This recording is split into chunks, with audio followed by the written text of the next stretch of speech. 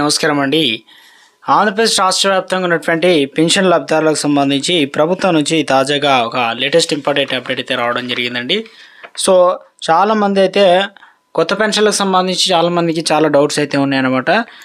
ఏదైతే వైసీపీ హయాంలో అప్లికేషన్ చేసుకున్నవారు మరి ఇప్పుడు కొత్తగా ప్రభుత్వం ఏర్పడింది, ఇప్పుడు అప్లికేషన్ చేసుకోవాలా లేదా, సో వయసు ఎంత ఉంది, ఇందులో ఎలాంటి పత్రాలు అయితే మనకు కావాల్సి అయితే ఉంటుంది, ఇందుకు సంబంధించి పూర్తి స్థాయిలో కూడా వివిధ పథకాలకు సంబంధించి కూడా క్లియర్గా తెలుసుకుందామండి.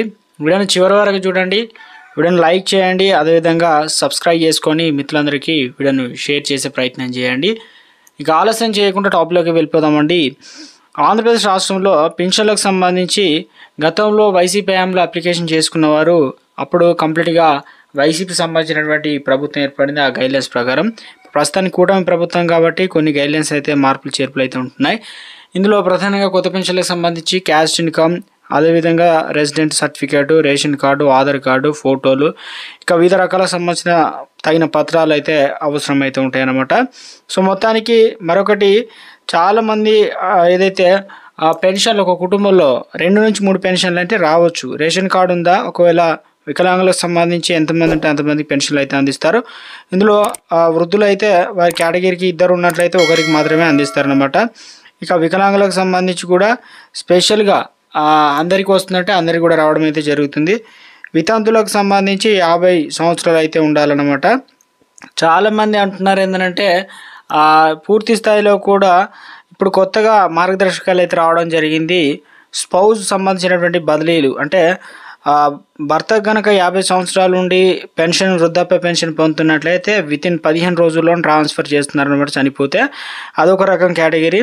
సో చాలామంది అడుగుతున్నారు 50 సంవత్సరాలకు సంబంధించినటువంటి పెన్షన్లు అనేది ఎవరెవరికి అందిస్తారంటే ఎస్సీ, ఎస్టీ, మైనారిటీ వర్గాలకు సంబంధించిన పెన్షన్లు అయితే అందిస్తారు. ఇందులో ప్రధానంగా చూసుకున్నట్లయితే ఆ కుటుంబంలో కనుక దివ్యాంగులు ఉన్నట్లయితే వారికి ఇస్తారు. మీద కేటగిరీకి సంబంధించి ఎవరు కూడా పెన్షన్లు లేకపోతే వారికి కూడా కేటగిరీ వారికి అయితే అందిస్తారనమాట. సో మొత్తానికి మరొకటి, ఇందులో ప్రధానంగా చాలామంది అంటున్నారు పెన్షన్లు అనేది మరి ఎలాంటి సర్టిఫికేట్లు అవసరం అవుతాయి అంటే క్యాస్ట్, అదేవిధంగా ఇన్కమ్ సర్టిఫికేట్లు అవసరమైతే అవుతున్నాయండి. ప్రధానంగా చూసుకున్నట్లయితే పెన్షన్లో కొన్ని మార్పులు చేశారు కదా. ఏదైతే ప్రతి నెల మనకు 2 నెలల పెన్షన్ తీసుకోకపోయినా 3 నెలలకు సంబంధించిన ఒకేసారి పెన్షన్ తీసుకోవచ్చు. గతంలో 3 నెలలు మీరు వరుసగా తీసుకోకపోతే పెన్షన్ కట్ చేసేది. ఈ కూటమి ప్రభుత్వం వచ్చిన కొన్ని గుడ్ న్యూస్ చెప్పడం జరిగింది. అందులో వచ్చేసి మనకు పూర్తి స్థాయిలో ఎవరైతే దివ్యాంగులు వేరే ఇతర ప్రాంతాలకు వెళ్ళి చదువుకోవడానికి ఉంటారో వారికి డీబీటీ పద్ధతి ద్వారా నేరుగా వారి అకౌంట్లో అయితే ట్రాన్స్ఫర్ చేస్తున్నారు.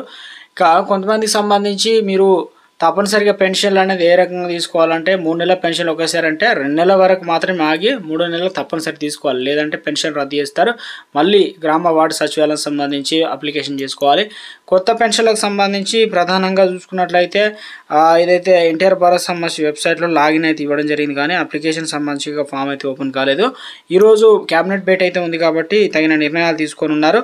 ఇక దరఖాస్తులు అనేది ఇప్పటికే మనకు కొత్త రేషన్ కార్డులకు సంబంధించి చాలామంది అప్లికేషన్ కూడా చేసుకుంటున్నారు కాబట్టి ఎప్పటి నుంచి మనకి ఈ పెన్షన్లు అనేది అందిస్తారంటే డిసెంబర్లో కొన్ని పెన్షన్లు అనర్హులు ఉన్న వాటిని తీరివేయబోతున్నారు.